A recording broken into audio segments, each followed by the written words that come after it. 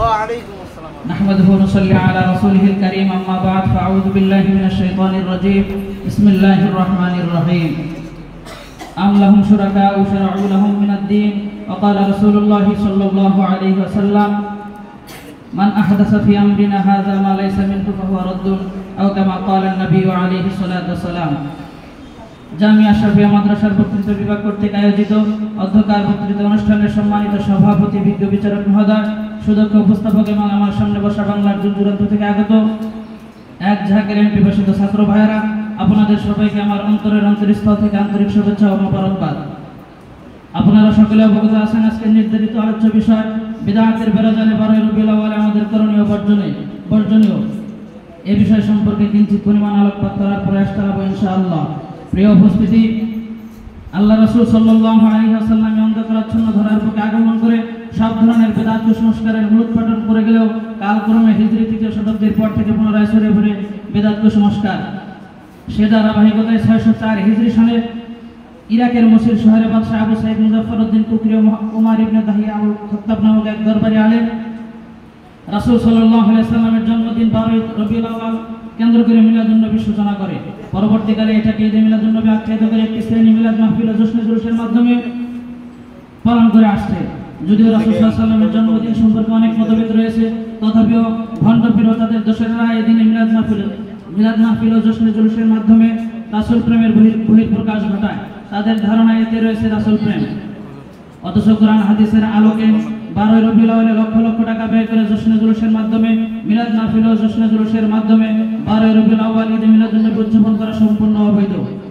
কেননা রাসূল সাল্লাল্লাহু আলাইহি ওয়াসাল্লামের নবুয়তের 23 বছরের জিন্দেগি, খোলাফায়ে রাশিদার 40 বছর, 30 বছর, সাহাবায়ে কিরামের 110 বছর, তাবেঈনদের 170 বছরের মধ্যে কারো থেকে এভাবে ঈদে মিলাদুন নবীর রীতিনীতি পালন করার রীতিনীতি খুঁজে পাওয়া যায় না। প্রিয় উপস্থিতি, আল্লাহ রাসূল সাল্লাল্লাহু আলাইহি ওয়াসাল্লামের হাদিস মান আহদাসা ফি আমরিনা হাযা মা লাইসা মিনহু ফাহুয়া রাদ্দুন। আল্লাহ রাসূল সাল্লাল্লাহু আলাইহি ওয়াসাল্লাম বলেছেন, যে ব্যক্তি আমাদের দ্বীনের মধ্যে নতুন বিষয় উদ্ভাবন করবে তা প্রত্যাখ্যাত।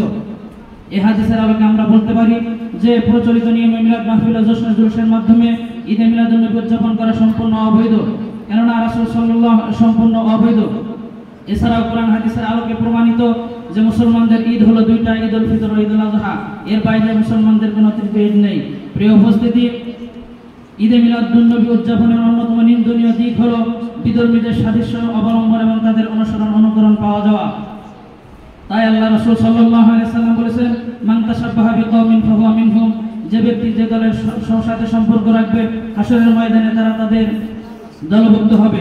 প্রিয় উপস্থিতি, আমরা উল্লেখিত আলোচনার মাধ্যমে স্পষ্ট হলাম যে প্রচলিত নিয়মে মিলাদ মাহফিল ও জশ্নে জুলুসের মাধ্যমে ঈদে মিলাদুন নবী উদযাপন করা সম্পূর্ণ অবৈধ।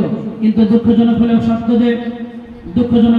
যে 92% মুসলমানদের দেশে একটি শ্রেণী মিলাদ মাহফিল ও জশ্নে জুলুসের মাধ্যমে রাসূল সাল্লাল্লাহু আলাইহি ওয়াসাল্লামের শানে চরম বেয়াদবি করছে না, বরং অপমানও করছে, ঠিক কিনা?